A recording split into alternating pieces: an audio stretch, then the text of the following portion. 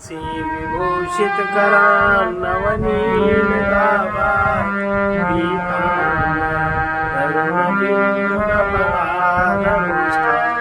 पूर्णेन्दु सुंदर मुखादरविंद नेत्रा कृष्णा परं किमपि तत्त्वमहं न जाने। ये मांडुक्य उपनिषद का अलात शांति प्रकरण का 50वां। न निर्गता अलाताते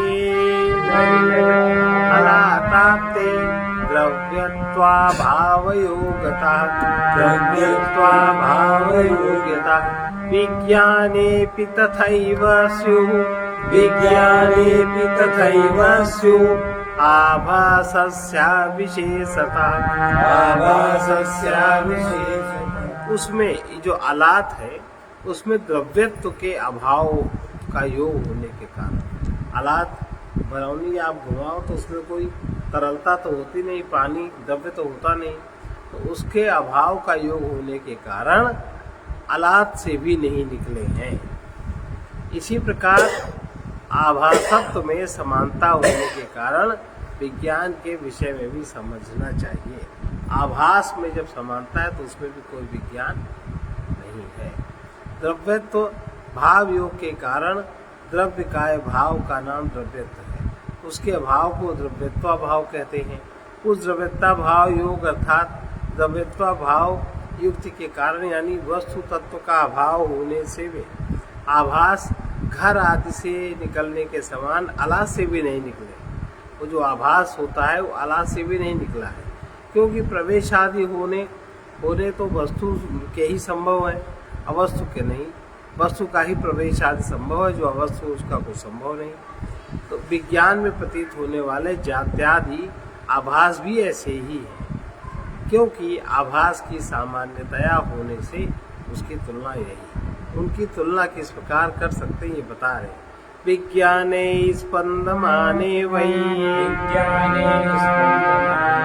नाभासा अन्यतो भुवा न ततो अन्यत्र निस्पन्द आन विज्ञानं विशन्ति ते न निर्गतास्ते विज्ञानात् द्रव्यत्वावभावयोगता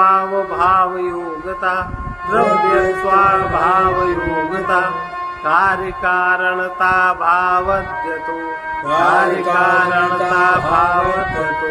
अचिंत्या सदैव ते। विज्ञान के स्पंदित होने पर भी उसके आभास किसी अन्य कारण से नहीं होते, तथा उसके स्पंद रहित होने पर भी कहीं अन्यत्र नहीं चले जाते।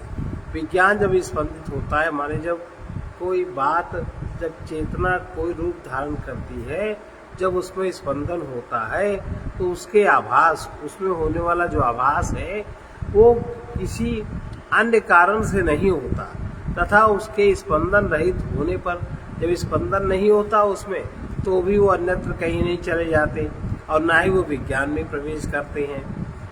द्रव्यत्व के अभाव का योग होने के कारण वे विज्ञान से भी नहीं निकले हैं, क्योंकि जब अग्नि और द्रव्य का, जल का संयोग तब तो द्रव्य कोई बनेगा, तो उसमें तो अभाव है।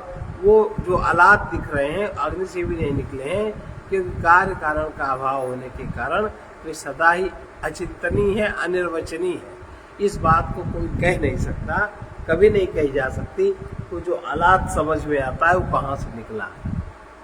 भ्रम है, पर भ्रम किसके, उसका आधार क्या है? आधार भी नहीं हुआ कोई, पर है अनिर्वचनीय माया समझ लो। विज्ञान के विषय में भी सब कुछ आलात के समान है। नित्य अचल रहना यहाँ विज्ञान की विशेषता है। अचल विज्ञान में जाति आदि आभास किस कारण से, जो अचल है, जाति माने उत्पन्न होना, तो उसमें उत्पन्न होने का आभास किस प्रकार होगा? जाति आदि अचल में जाति आदि का आभास किस प्रकार होगा? नहीं होगा। जाति माने उत्पन्न होना, चल हो जाना। तो जैसे अचल आत्मा में चल का आभास किस प्रकार होगा? जब कोई चल पदार्थ वो प्रकाशित होगा तब तो होगा।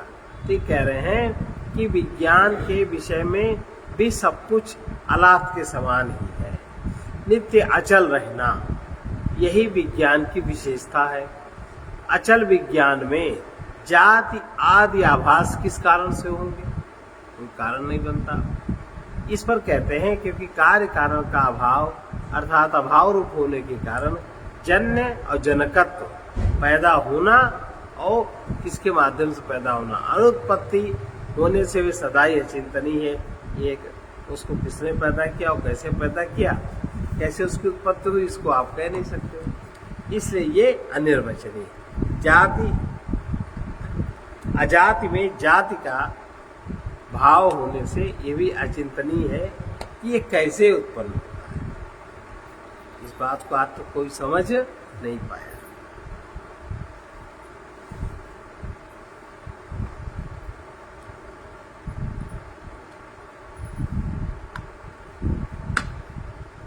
अचल विज्ञान में जाति आदि आभास किस कारण से होते हैं? इस पर कहते हैं क्योंकि कार्य कारण का तो अभाव है, अर्थात अभाव रूप होने के कारण जन्य जनकत्व की अनुत्पत्ति होने से वो सदा अचिंतनीय है।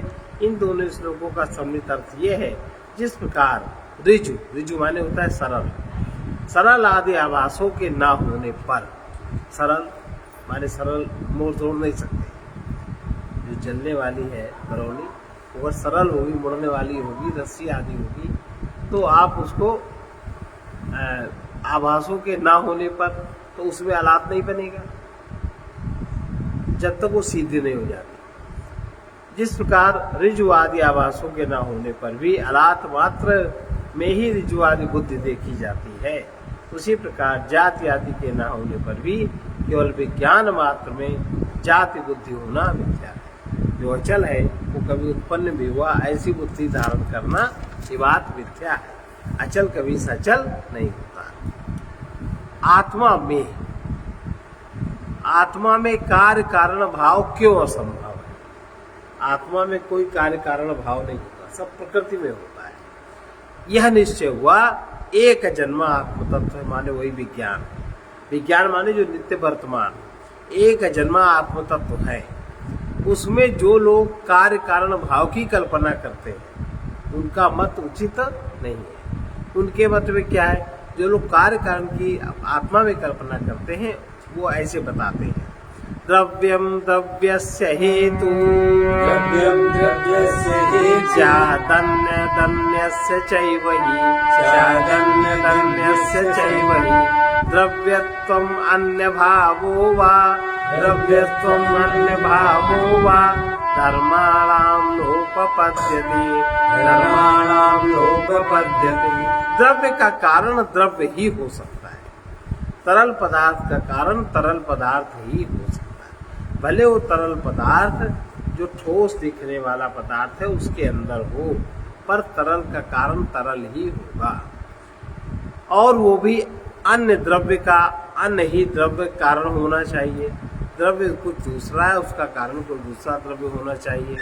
वही द्रव्य कारण बने, वही कार्य बने, ऐसा संभव नहीं।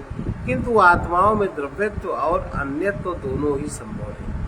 आत्मा में ना तो द्रव्यत्व संभव है, ना उसमें द्रव्य होता है, और ना उसमें अन्यता माने कोई दूसरी आत्मा ही होती है। अन्य द्रव्य का कारण अन्य द्रव्य ही हो सकता है, न कि उस द्रव्य का वही।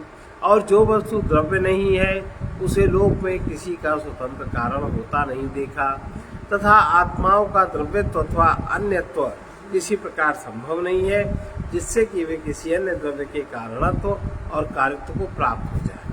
आत्मा ना तो किसी के कारणता को प्राप्त होती है और ना किसी के कार्य को प्राप्त होती है। आप ये नहीं कर सकते कि आत्मा ऐसी हो जाए, आत्मा वैसी हो जाए। आप जैसा चाहो वैसा सोच के नहीं बना सकते।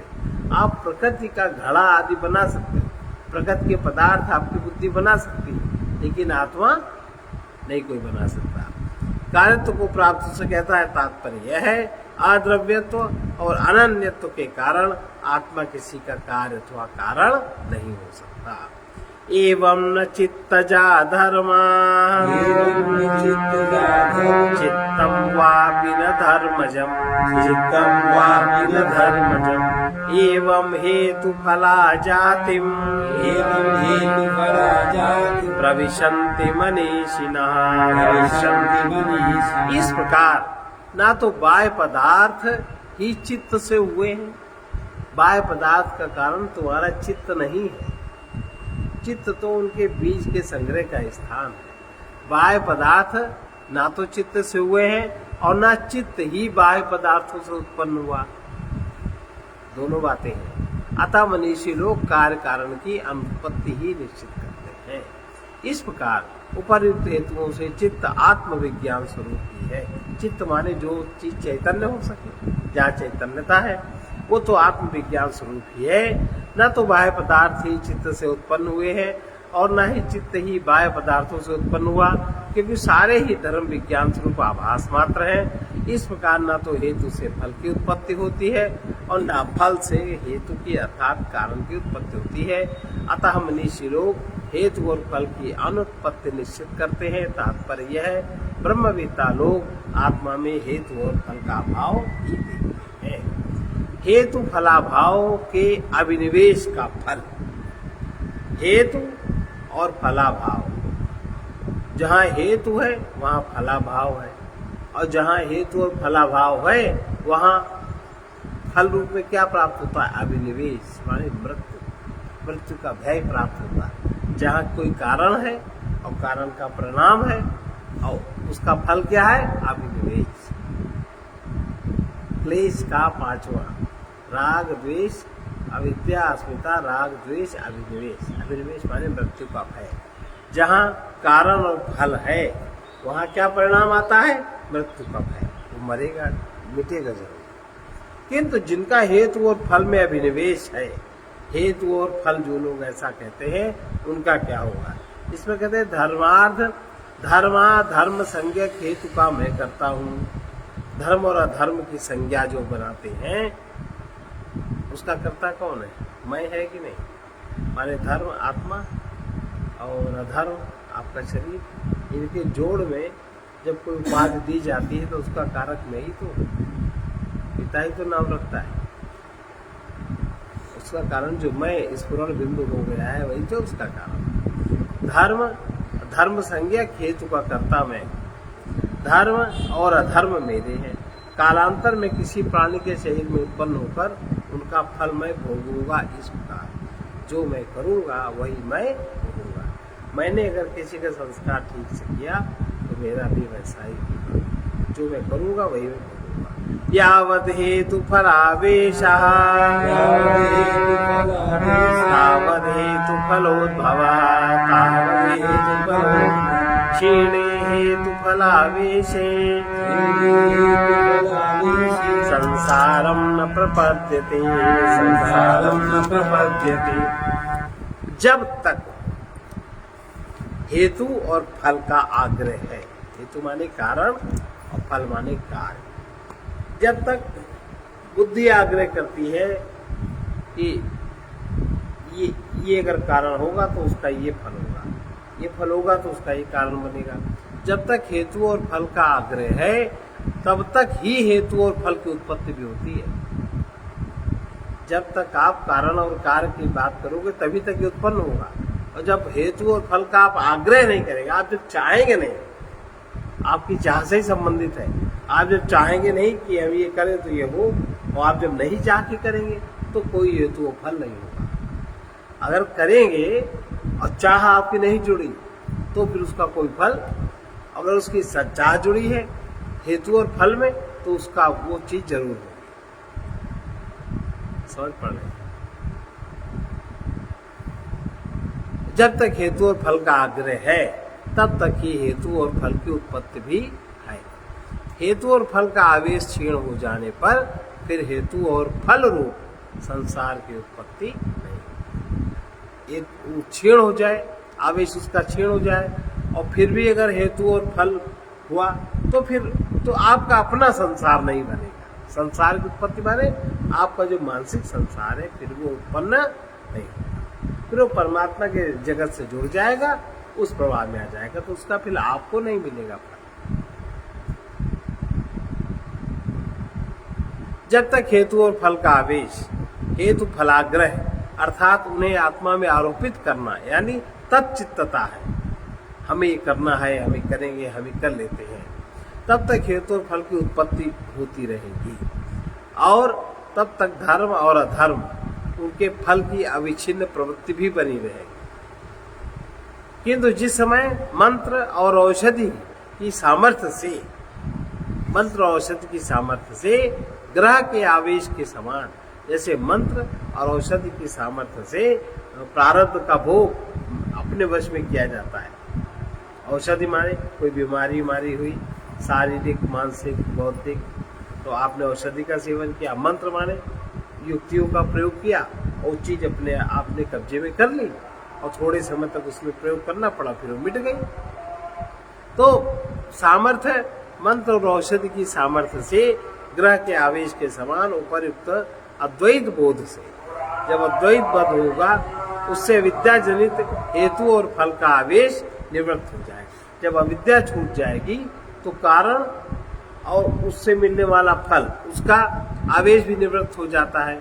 उस समय उसके क्षीण हो जाने पर हेतु और फल की उत्पत्ति भी नहीं। हेतु फल में अभिनिवेश में दोष है, हेतु और फल के अभिनिवेश में दोष है। यदि हेतु और फल की उत्पत्ति बनी रहे तो उसमें दोष क्या है?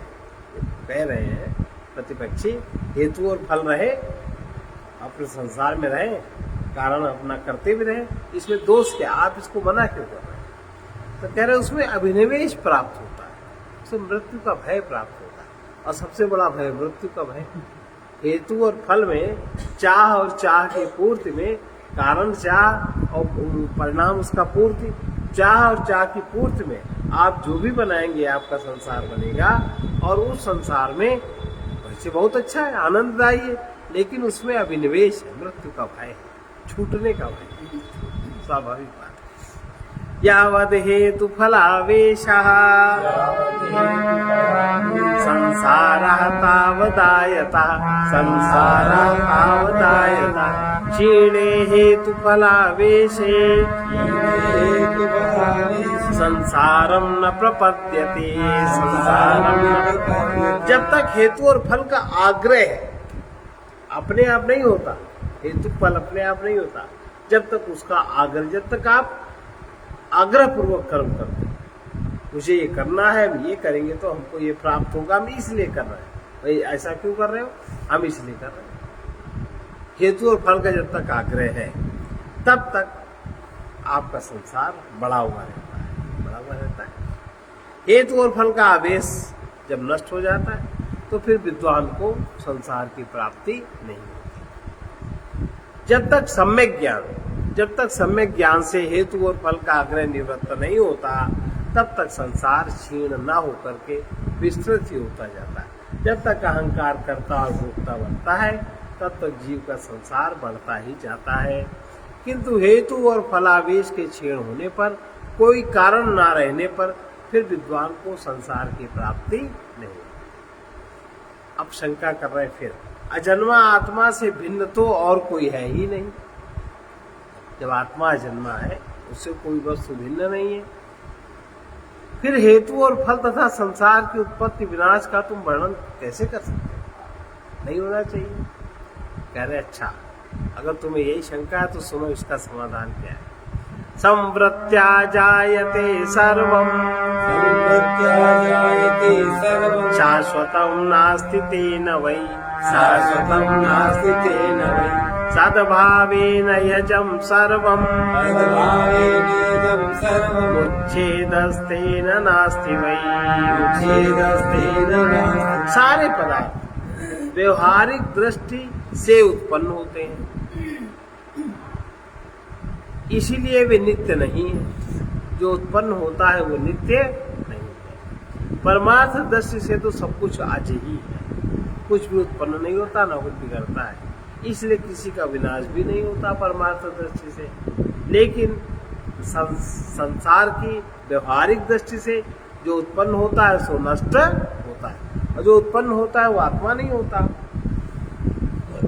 आत्मा के सकाश से तो उत्पन्न होता है, पर उससे आत्मा बिल्कुल अछूता रहता है। तो जो आत्मा को देखेगा, जो आत्मा में चलेगा, वो इस उत्पत्ति विनाश के चक्कर में नहीं पड़ता, उससे मुक्त हो जाता। और जो व्यवहार में जीता रहता है, पदार्थ में ही जीता रहता है, वो उत्पत्ति विनाश के चक्कर में पड़ता है। संवृत्त्या माने संवरण, अर्थात अविद्या विषयक। संवरण माने अविद्या विषयक लौकिक व्यवहार का नाम संवृत्ति है। वृत्ति आपके चित्त की वृत्ति होगी, और संवृत्ति, इस वृत्ति का साथ कौन दे रहा है? जो बनाया हुआ संसार। इसे संवृत्ति, संवरण, उस संवृत्ति से ही सबकी उत्पत्ति होती है।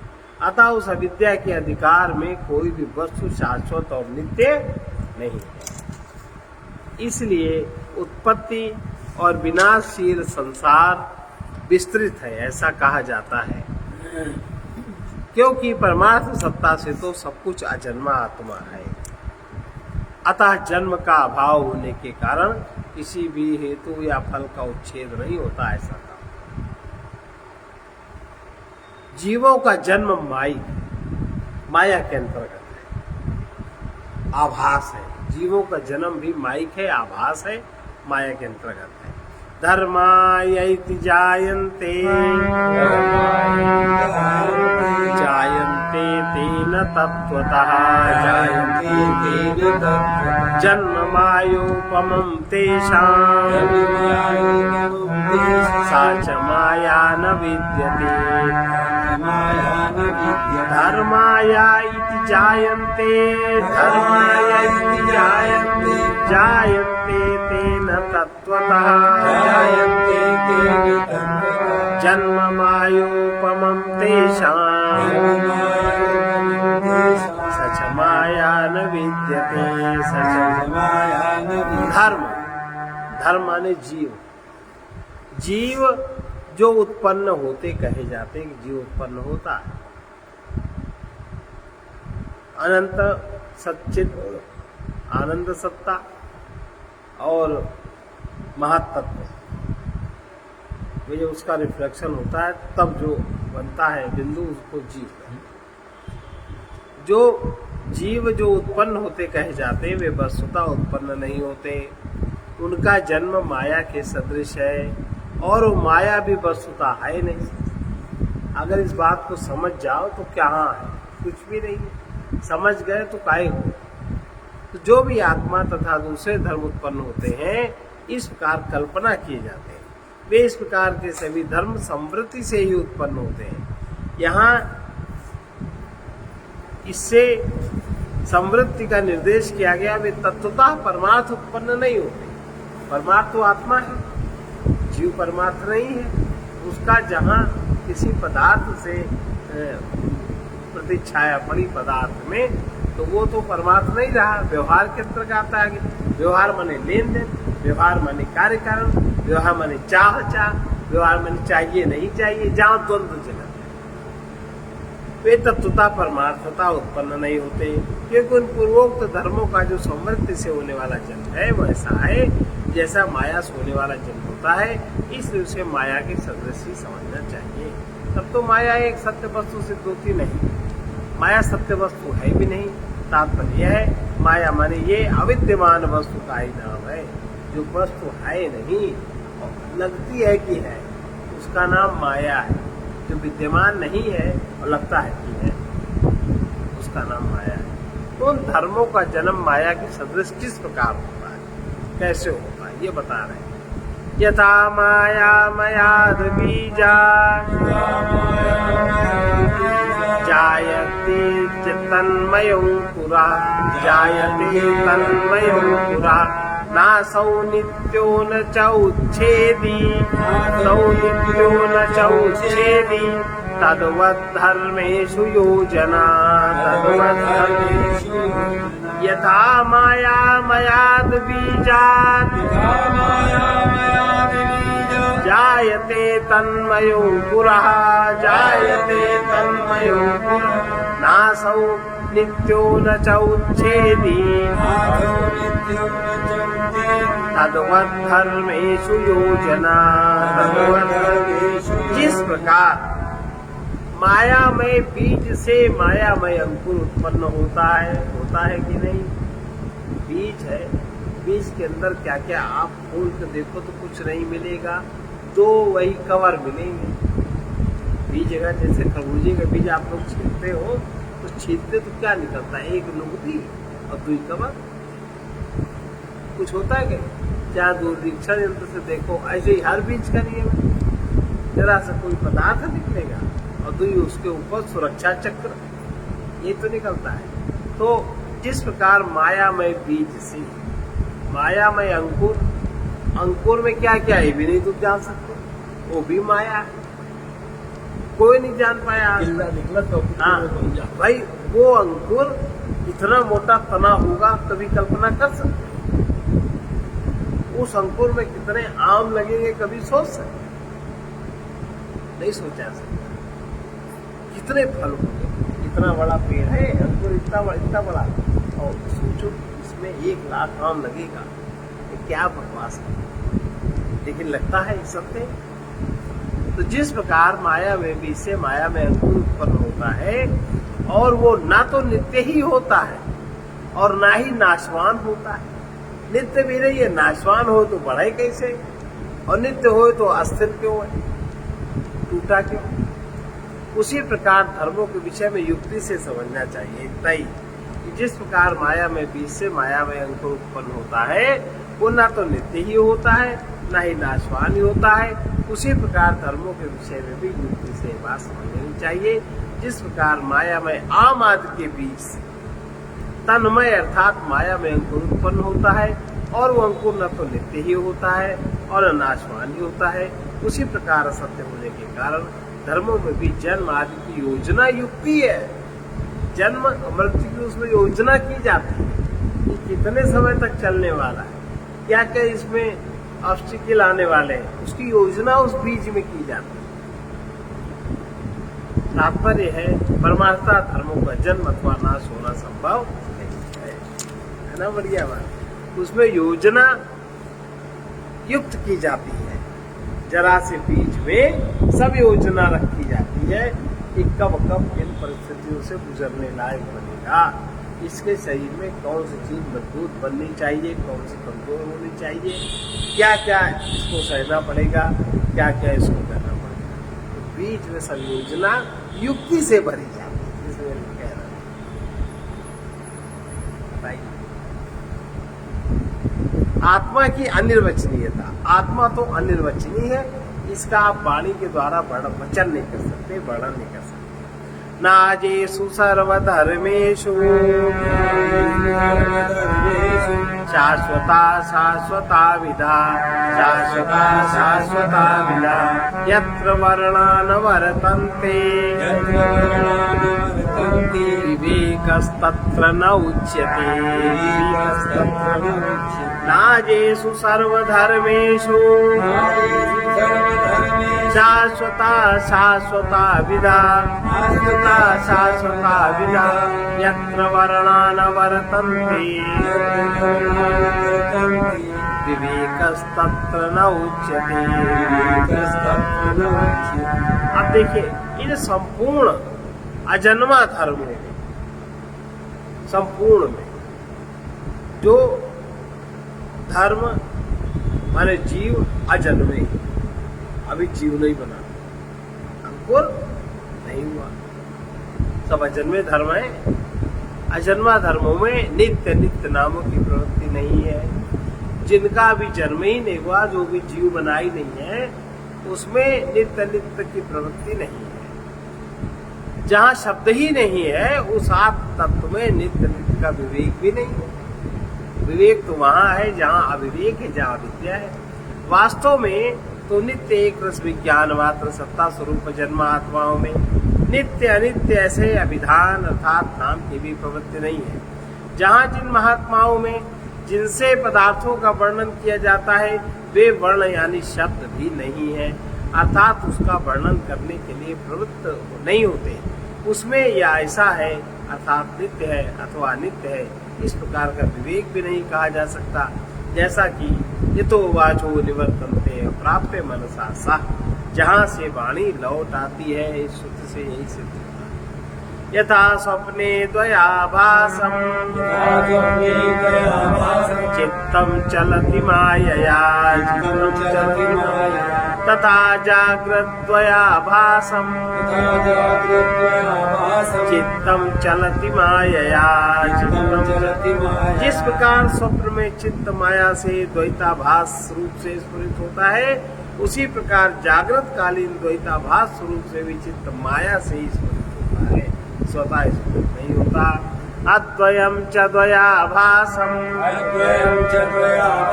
चित्तं स्वप्नेन संशयः चित्तं स्वप्नेन अद्वयं च द्वयाभासं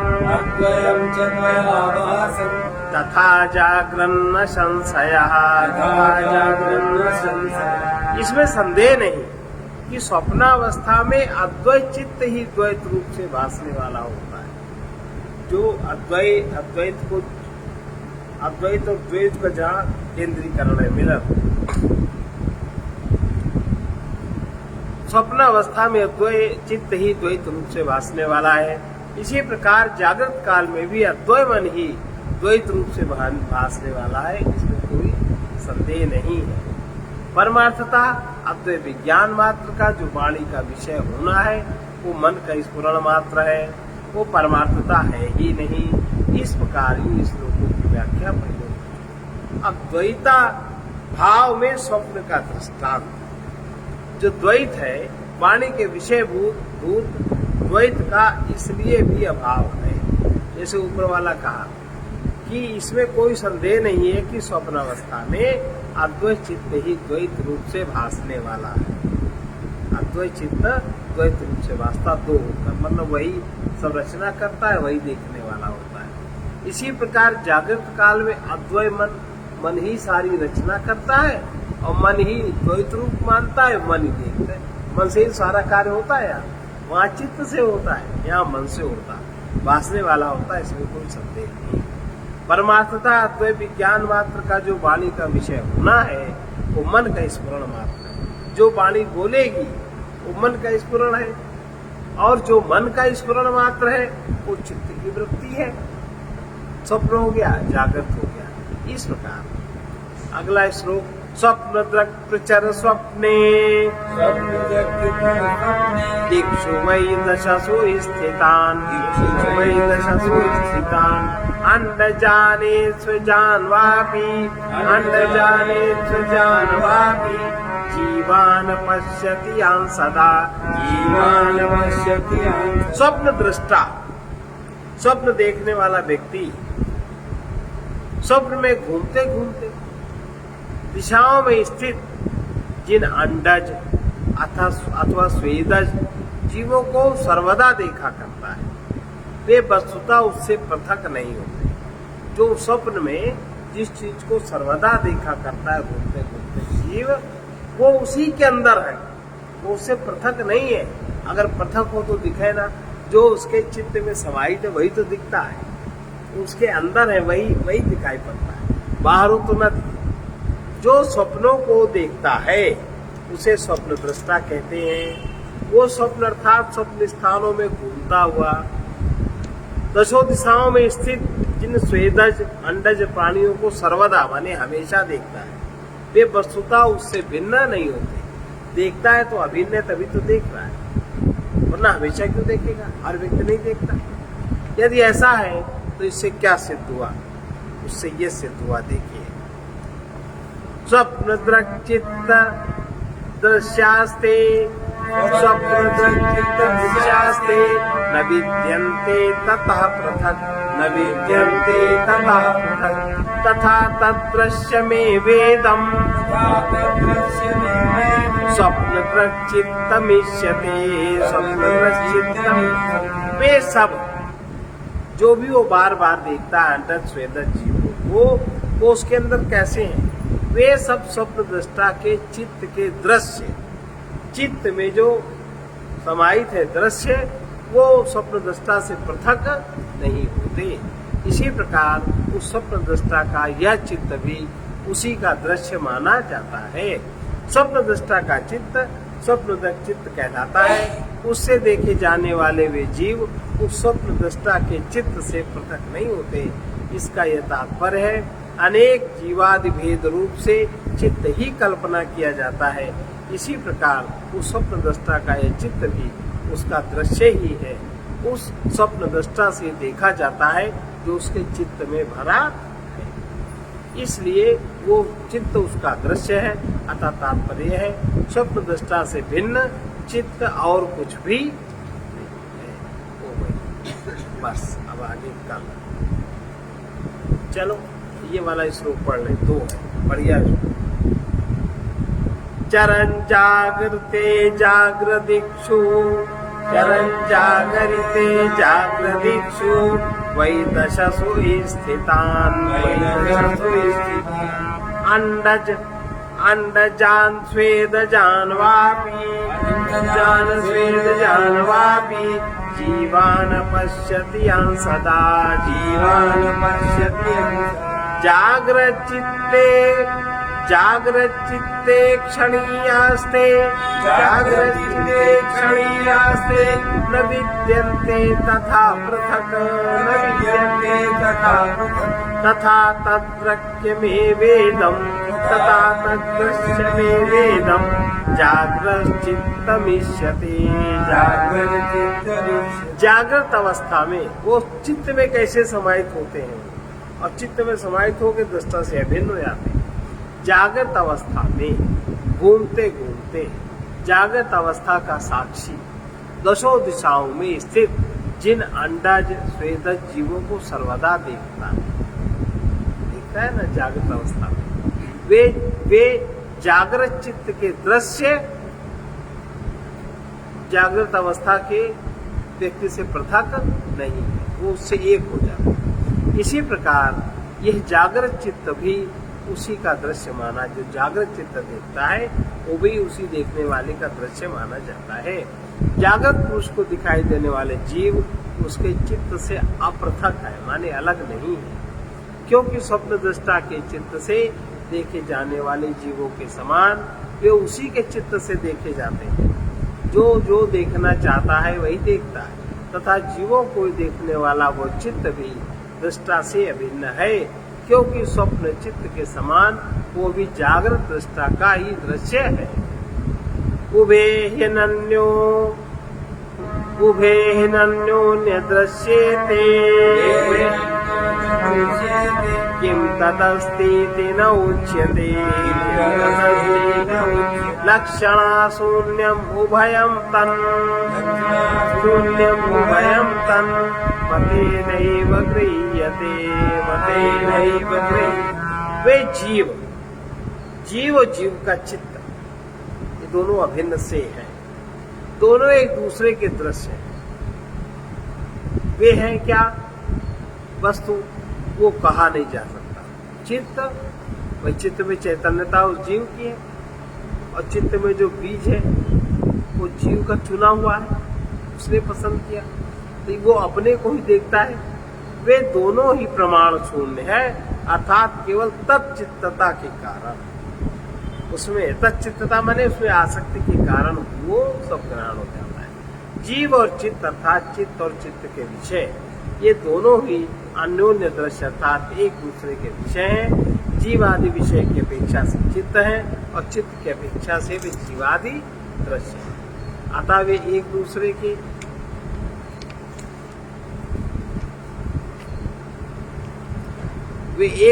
के दृश्य हैं।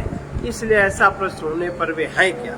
विवेकी लोग यही कहते हैं, चित्त अथवा चित्त का दृश्य, इनमें से कोई भी वस्तु है नहीं। इससे वे विवेकी पुरुषों का यही अभिप्राय रहता है, जिस प्रकार स्वप्न में हाथी को ग्रहण करने वाला चित्त नहीं होता, उसी प्रकार यहाँ जागृत अवस्था में भी उनका भाव होता है। इस प्रकार नहीं है, क्योंकि वे चित्त और चैत्य दोनों ही लक्षणा शून्य प्रमाण रहित हैं। इससे कोई पदार्थ लक्षित होता है उसे लक्षणा कहते हैं, प्रमाण कहते हैं, और वे तन्मत तच्चित्तता से ही ग्रहण किए जाते हैं, क्योंकि ना तो घट बुद्धि को त्याग कर घट का ही ग्रहण किया जाता है और ना ही घट को त्याग कर घट बुद्धि का ग्रहण किया जाता है।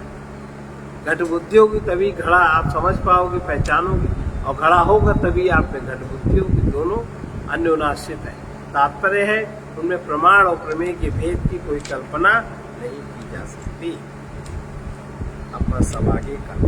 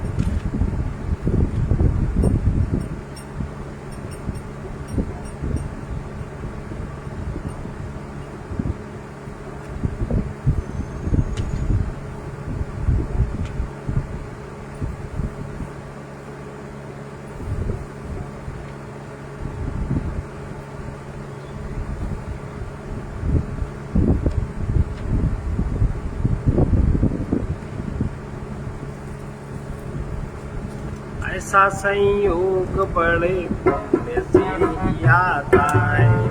ऐसा संयोग बड़े पुण्य से ही आता है। जिसे जो खोता है वो अंत में पछताता है। जिसे जो खोता है वो अंत में पछताता है। देखते देखते जाती है जवानी सबकी। देखते देखते जाती है जवानी सबकी। बुढ़ापा आता है वो सभी को सताता है। बुढ़ापा आता है वो सभी को सताता है।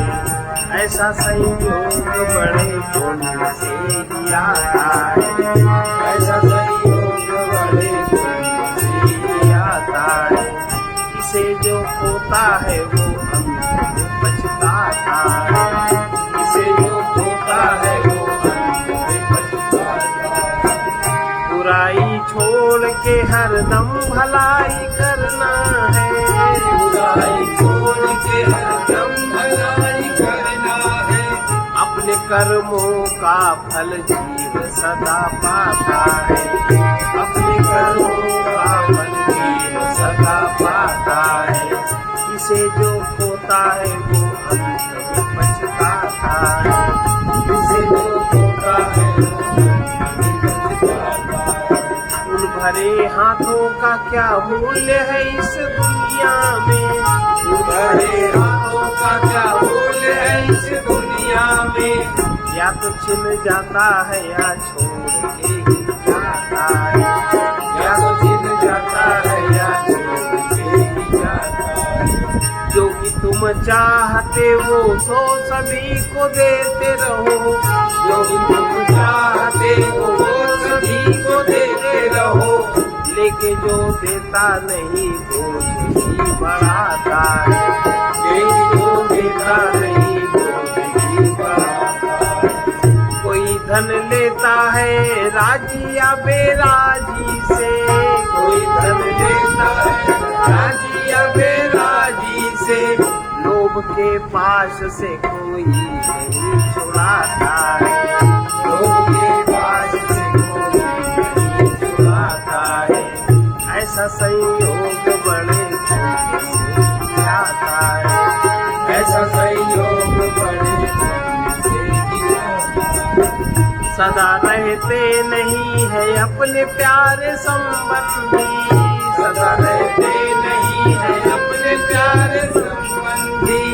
मोह यदि छूटा नहीं वही तो रुलाता है। मोह यदि छूटा नहीं वही तो रुलाता है। इसे जो खोता है वो अंत में पछताता है। इसे जो खोता है वो अंत में पछताता है। किसी भोगी को कहीं शांति नहीं मिल सकती। किसी भोगी को कहीं भक्त योगी ही अपने दुख को मिटाता है। भक्त योगी ही अपने दुख को मिटाता है। इसे जो खोता है ये अंत में पछताता है। इसे जो खोता है वो अंत में पछताता है। त्याग देता है जो सब कामना आशा ममता। त्याग देता है जो सब कामना आशा ममता। वो पथिक आनंद से प्रेम गीत गाता है। वो पथिक आनंद से वो प्रेम गीत गाता है। ऐसा संयोग बड़े पुण्य से जाता है। ऐसा संयोग बड़े पुण्य से जाता है। इसे जो खोता है वो अंत में पछताता है। इसे जो खोता है वो सांसारिक वासना को भयानक रोग की तरह समझो। संयम को औषधि की तरह समझो। वासना रहित जीवन को ही स्वस्थ जीवन समझो। यदि तुम संसार को पार करना चाहते हो तो यहाँ की वासनाओं की सीमा को पार कर जाओ। सर्वे भवन्तु सुखिनः, सर्वे सन्तु निरामयाः, सर्वे भद्राणि पश्यन्तु मा कश्चित् दुःखभाग् भवेत्। कृष्णाय वासुदेवाय हरये परमात्मने प्रणतक्लेशनाशाय गोविन्दाय नमो नमः। उग्रवीर महाविष्णु ज्वलन्तं सर्वतोमुखं नृसिंहं भीषणं भद्रं मृत्युर्नमाम्यहम्। ॐ ह्रौं जूं सः ॐ भूर्भुवः स्वः ॐ त्र्यम्बकं यजामहे सुगन्धिं पुष्टिवर्धनम् उर्वारुकमिव बन्धनात् मृत्योर्मुक्षीयमामृतात्। ॐ स्वाहा ॐ भुवा भूः ॐ सहजो असतो मा सद्गमय तमसो मा ज्योतिर्गमय मृत्योर्मामृतं गमय। ॐ पूर्णमदः पूर्णमिदं पूर्णात् पूर्णमुदच्यते पूर्णस्य पूर्णमादाय पूर्णमेवावशिष्यते। ॐ शान्ति शान्ति शान्तिः।